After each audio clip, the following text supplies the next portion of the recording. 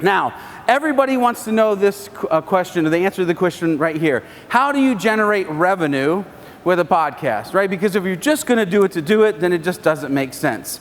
So, generating revenue, there's three main reasons. One, you can sell services, right? You may do SEO services, you may do whatever your business is. You can sell the services that you're already providing on the show. Now, we do it in a little bit different way where it's not so salesy, but it's just suggestive, right? The next thing you can do is you can actually have sponsors. Now on this one, you could come out of the gate and say, hey, XYZ company, we're creating a podcast and it's really connected to the thing that you do. Would you like to be a sponsor? And they may say yes. Although sometimes there's metrics that they want you to meet of having like 50,000 listeners and things like that, but you might be able to pull it off.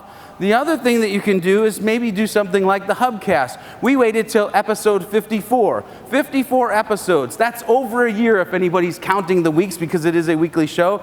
Then we finally turned on our first sponsor, and now we've had multiple sponsors on the show, and that creates revenue. The next one is you may have products. Think of somebody like Michael Hyatt, right? He has a podcast. They created a WordPress template. Then on the podcast, he would present, hey, we've got this WordPress template. And they sold a crap ton of it. And by selling products, they made money.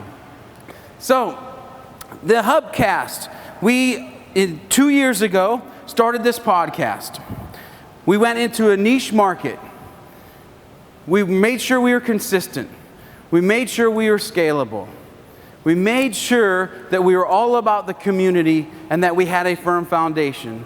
And folks, I can sit here and tell you the reason that you might want to create a podcast moving forward is because in 2015, between events and workshops, this small little podcast did well over 6 figures of revenue for thesalesline.com.